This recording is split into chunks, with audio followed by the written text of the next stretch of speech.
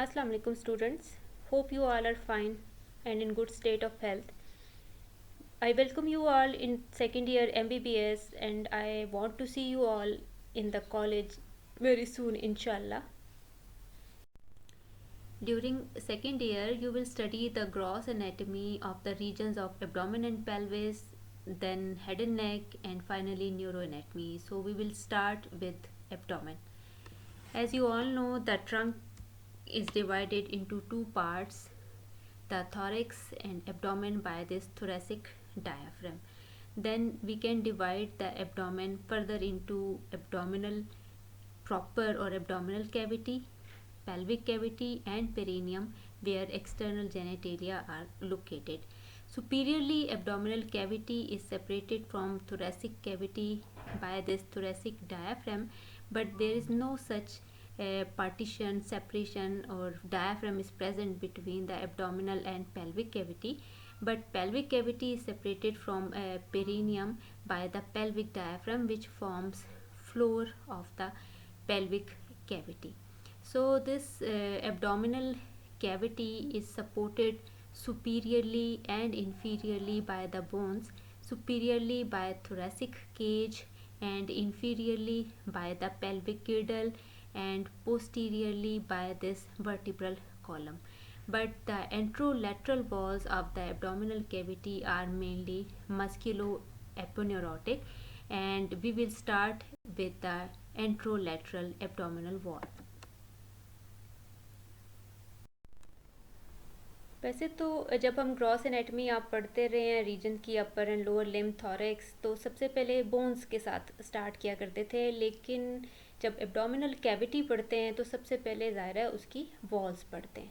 So abdominal wall is actually continuous, but for the descriptive purpose we can divide it into anterior wall, right and left lateral walls, and posterior wall. The anterior wall and lateral wall is mainly musculoaponeurotic, means formed by the muscles and their aponeurosis. But posterior wall of the abdominal cavity is supported by lumbar part of vertebral column. As there is no distinct boundary between the anterior and lateral abdominal wall, so we will consider it together as anterolateral abdominal wall. First of all, we will see the extent or boundaries of the anterolateral abdominal wall. So as I have just discussed, that anterolateral abdominal wall is bounded superiorly by the costal margin and xiphoid process of the sternum, and inferiorly this boundary is marked by inguinal ligament, which separates abdominal cavity from lower limb, and superior margin of the anterolateral aspects of pelvic girdle. Actually, iliac crest, pubic crest, and pubic symphysis forms the pelvic girdle, which forms its lower boundary. Few of important surface landmarks of anterior abdominal wall. This is costal margin, which is formed by costal cartilages of 7th, 8th, 9th, and 10th ribs on each side. In the center, this is xiphoid process. Now, this median groove or furrow is produced due to underlying linea alba, and just below the middle of this groove, this irregular, depressed or elevated area is called umbilicus. Umbilicus is present at the junction between third and fourth lumbar vertebra. It lies at the level of disc between third and fourth lumbar vertebra. Then few centimeters lateral to this median furrow, there is another curved groove on each side. This curved groove is called linea semilunaris. Superiorly, it lies at the level of tip of 9th costal cartilage, while inferiorly it extends up to pubic tubercle. Then inferiorly there is crease overlying the inguinal ligament, then pubic tubercle on each side, iliac crest, and anterior superior iliac spine. In anterior abdominal wall, you have to remember the layers of abdominal wall. Abdominal wall consists of 6 layers, and from superficial to deep, this one is skin. Then deep to skin, there is layer of superficial fascia, as in other regions of a body. Below the skin, this is superficial fascia. Then there is layer of muscles, the muscles of anterolateral abdominal wall. Below the muscles, then it is endo abdominal fascia. The name of the fascia changes according to site, and when it covers the transversus muscle, transversus abdominis muscle, it is called fascia transversalis. After this, or deep to this, there is layer of extra peritoneal connective tissue, and deep to extra peritoneal connective tissue, finally there is layer of parietal peritoneum. So these are 6 layers of abdominal wall from superficial to deep. This is another view showing the layers of anterior abdominal wall. First of all, skin, then layer of superficial fascia, which consists of 2 layers, the superficial fatty layer and deep membranous layer, and then the layer of muscles, the external oblique, internal oblique and transversus abdominis muscle. The deep fascia in the region of abdomen actually forms the investing layer of fascia. Deep to layers of muscle, there is layer of endo-abdominal fascia, and the name of this fascia changes according to region, like when it covers the transversus abdominis muscle, it is called fascia transversalis. Deep to this, then there is layer of extra peritoneal connective tissue, and finally parietal peritoneum. So these are 6 layers of anterior abdominal wall.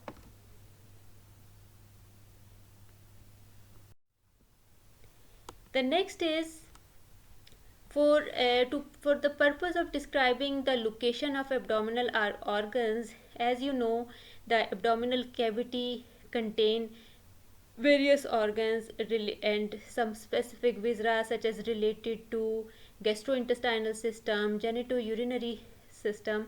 So in order to describe the location of abdominal organs and to localize the pain and pathologies associated with these organs, the abdominal wall, the anterolateral abdominal wall, can be divided into various regions.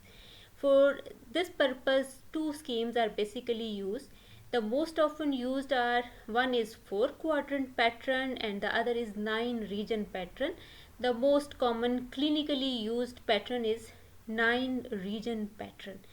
In this 9 region pattern, the anterior abdominal wall is divided by several planes. These planes are, few are vertical planes and few are horizontal planes, which are used to divide the wall into various regions. In the vertical planes or vertical lines, each vertical line, which is also called sagittal plane, it passes through the mid clavicular point above to the mid inguinal point below.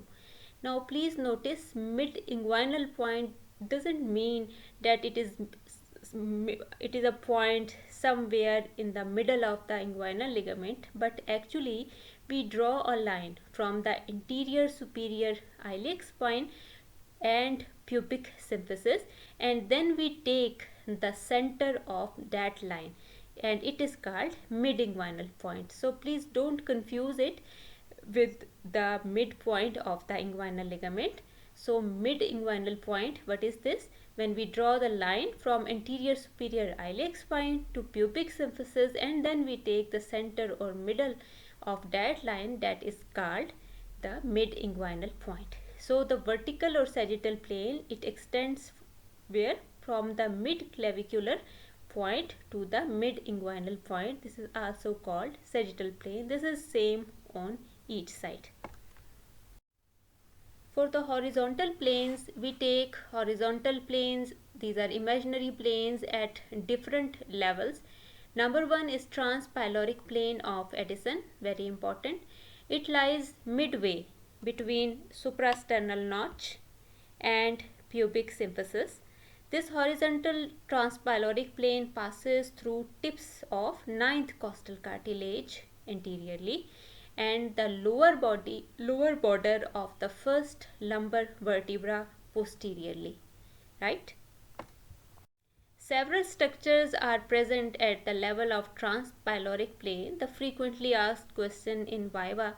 So the structures which present at the level of transpyloric plane, these are pylorus of the stomach, on which the name is transpyloric. So this is pylorus of the stomach, the junction of duodenum with jejunum, the neck of pancreas, hyla of kidneys, fundus of the gallbladder, then origins of superior mesenteric artery and hepatic portal vein, root of transverse mesocolon, and even the spinal cord in the vertebral canal also terminates at this level. The next we have subcostal plane. Subcostal plane lies just below the costal margin, as its name indicates. It lies at the lowest point of costal margin, that is 10th costal cartilage. So it lies below the 10th costal cartilage and the plane lies at the level of third lumbar vertebra posteriorly. You have to remember the vertebral levels at which these planes are present. The next is intercrystal or supracrystal plane. As its name indicates, it is related to crest, iliac crest. This plane is related to highest points on the iliac crest and it lies at the level of the body of fourth lumbar vertebra. What is the importance of this supracrystal or intercrystal plane? It serves as useful landmark when performing lumbar puncture or spinal injection. Plus, the bifurcation of abdominal aorta actually lies approximately in this level. This is a MCQ question and also asked in the Viva. What is the level of bifurcation of abdominal aorta? So it lies where? At which plane? At its supracrystal or intercrystal plane. The next is intertubercular plane. It is also called transtubercular plane. The transtubercular plane joins the tubercles on the iliac crest and it lies at the level of upper border of the fifth lumbar vertebra. So this is intertubercular or transtubercular plane, this plane, and it is an approximate landmark for the origin of inferior vena cava from the confluence of common iliac veins. So at this level, inferior vena cava starts by the confluence of common iliac veins and this level is upper border of the fifth lumbar vertebra. So with the help of these vertical and horizontal planes, right and left midclavicular or sagittal plane, and in the horizontal plane some clinicians use transpyloric plane, while in some of the books it is mentioned that subcostal plane. So the subcostal or transpyloric plane superiorly and intertubercular or transtubercular plane inferiorly, while midclavicular plane on each side divide this interior abdominal wall into 9 regions. See, they divide the interior abdominal wall into these 9 regions. In the midline, these regions this one is called epigastrium, this part is called umbilical region, and inferiorly this part is called hypogastrium, while the right and left side both are with the same names, right hypochondrium or hypochondriac region and this is left hypochondriac region, then the right and left lumbar region, and below right and left also called iliac regions or right and left iliac fossa, and they are also called inguinal regions. So these 9 regions of the abdominal cavity are used to describe the location of abdominal organs, the pains which are associated with abdominal organs, and the pathologies. These some of the regions have other names too, like hypogastrium is also called pubic region, common word में. The right and left iliac fossa, these regions are also called inguinal region, and similarly these are also called in common language the right and left flanks. And the region of inguinal region is also called groin, right? So this region between the costal margin and iliac crest, this part is also called flank. Pain in the flank, sometimes in the history we mention, and this region is also called a groin. वैसे otherwise this region is right and left iliac fossa, right and left iliac regions, or this is also called inguinal region. Now in this diagram you can see how the viscera or organs, they are tightly packed in the abdominal cavity, and we can see the location. For example, if the patient comes to you and says that he has pain in the right upper abdomen, so you can locate this is region of right hypochondrium, and you must know the organs which are present at this level, or patient present with pain in the epigastrium or hypogastrium. So these localization of organs and their pathology, so these 9 regions will help you in understanding the anatomy, the location of the organs, their pathologies, and localization of pain. The 4-quadrant pattern is a relatively simple pattern and less commonly used pattern. In this, a horizontal transumbilical plane is used. The horizontal plane which passes through the umbilicus at the level of umbilicus, and other one is midline, this plane. So this divides the anterior abdominal cavity in simply into 4 quadrants: the right, upper, and lower quadrants, and similarly left upper and lower quadrants. After knowing the layers of anterior abdominal wall and the regions or surface topography of the abdominal wall, we will discuss the layers of anterior abdominal wall one by one. First of all, the skin. The skin is only loosely attached to underlying structures except at the umbilicus, where it tethered to scar tissue. The umbilicus is a scar, the normal physiological scar that represents the site of attachment of the umbilical cord in the fetus. You all know that. It is situated in the linea alba, actually in the anterior median line, and please remember the level of umbilicus, it is present at the level of disc between 3rd and 4th lumbar vertebra, right? The skin around umbilicus is supplied by 10th segment of the spinal cord, and with reference to lymphatic and venous drainage, the level of umbilicus is watershed. Like lymph and venous blood flow always flow upwards from the plane and downwards below the plane, that is a transumbilical plane we have just seen. The lymphatic and venous drainage passes either in upward direction or from below the umbilicus it directed towards downwards. These do not usually cross the umbilical plane. The umbilicus is one of the important sites at which tributaries of the portal vein anastomose with systemic veins. Gradually, we come to know that there are 2 main venous systems in the abdominal cavity. One is portal venous system, and the other one is inferior vena cava or vena caval system. So the veins or tributaries of the portal vein frequently anastomose with the systemic veins, and there are several sites where these veins anastomose. One of the site is around umbilicus. So this is the site for anastomosis, and one of the clinical condition that is called portal hypertension. When the venous pressure increases in the portal vein, it results in opening of these channels and dilated veins produced which radiate from the umbilicus. This typical presentation is called caput medusae. and we will discuss this condition in detail and with photocable anastomosis. After removing the skin, the next layer is superficial fascia. The subcutaneous tissue over most of the wall includes variable amount of fat. Actually, it is major site of the fat storage.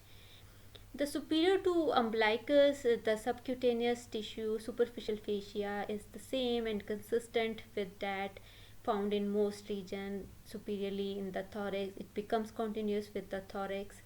But inferior to umbilicus, there is some different presentation of this superficial fascia. What happens inferior to umbilicus, the deepest part of subcutaneous tissue has two layers. So we can divide the superficial fascia below the umbilicus into two layers. The superficial fatty layer, which is called Camper fascia, and the deep membranous layer, that is Scarpa fascia. So it occurs where at the level below the or inferior to umbilicus. Superficial fascia has two layers, the superficial fatty layer and the deep membranous layer. The superficial fatty layer of superficial fascia contains fat, variable amount of fat, so it varies in thickness. It is continuous over the inguinal ligament with superficial fascia of the thigh and with similar layer in the perineum, where external genitalia are located. So in men, the superficial layer continues over the penis. But remember, here it is devoid of fat, right? And when it reaches the scrotum, it is replaced by dartos muscle, the smooth muscle fibers. While in women, the superficial layer retains some fat and it is component of labia majora. We will discuss it in detail when we will study the region of perineum. The membranous layer, which is thin, it fades out laterally and above. As I discussed that above the umbilicus there is only single similar layer of superficial fascia, and below the umbilicus there is well developed membranous layer. Inferiorly, this membranous layer passes on to front of the thigh, and here it fuses with deep fascia just below the inguinal ligament. If you remember the Holden's line, which lies just below the pubic tubercle and extends laterally and indicates the line of fusion of membranous layer with fascia lata. This membranous layer or scarpa fascia also extends to perineum, but in the perineum its name changes and it is called as Colles fascia. So it is the same deep membranous layer of superficial fascia which is called Colles fascia when it reaches in the region of perineum. Then this deep fascia or membranous, this deep layer of fascia or membranous layer fuses with perineal body and posterior margin of perineal membrane. These are few structures related to region of perineum. And in the scrotum, the membranous layer of superficial fascia persists as a separate layer. It also extends, so in both male and female, it extends into external genitalia. In this diagram, we can see the arrangement of these two layers. So this is at the level of umbilicus. Below the level of umbilicus, there are two separate layers. This is fatty layer or Camper's fascia, and this blue one, this is membranous layer or Scarpa fascia. And you can see it extends into external genitalia like penis here, where it is devoid of fat. You can see there is no fat, this yellow color, there is no fat, but it extends into, both layers extend into external genitalia. And the fatty layer in the scrotum, which forms the dartos muscle, and the membranous layer, both layers extend into external genitalia. This is another diagram showing you the arrangement of fatty layer Camper's fascia deep to this membranous layer, which is extend into region of perineum and above, over the inguinal ligament, and this is the line of fusion where membranous layer becomes adherent to fascia lata of the thigh. The skin and muscles of anterolateral abdominal wall are supplied mainly by anterior cutaneous branches and lateral cutaneous branches from various spinal nerves. First of all, thoracoabdominal nerves. These are the distal abdominal parts of anterior rami of inferior 6 thoracic spinal nerves. These are atypical thoracic spinal nerves. Out of these, the lower five are intercostal nerves, and the last pair is of subcostal nerves. Then there is first lumbar nerve, which give two branches, the iliohypogastric and ilioinguinal nerves. These branches, except the iliohypogastric and ilioinguinal nerves, they pierce the rectus sheath, and all these nerves run in the plane between internal oblique muscle and transversus abdominis muscle.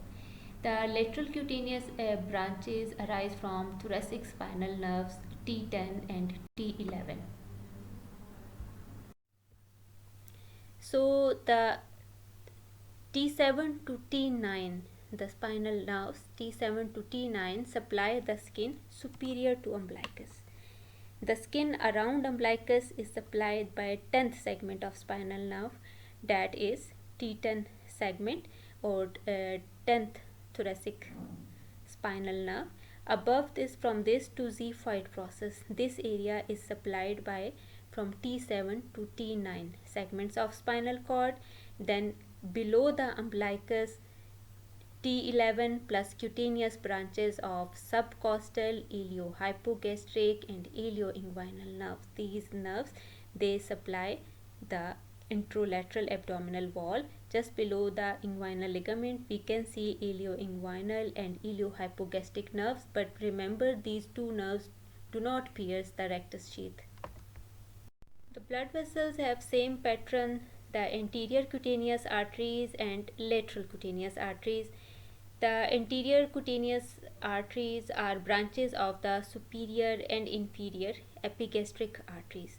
The superior epigastric arteries and muscular branches from the musculophrenic vessels, they are branches from internal thoracic artery, while inferior epigastric artery with deep circumflex iliac vessels, they are from external iliac vessels, while the skin in the lower part of the abdomen, they are supplied by superficial circumflex iliac and superficial epigastric vessels, which arise from the femoral artery, while the lateral cutaneous arteries are branches of lower intercostal arteries, and these branches accompany the lateral cutaneous nerves.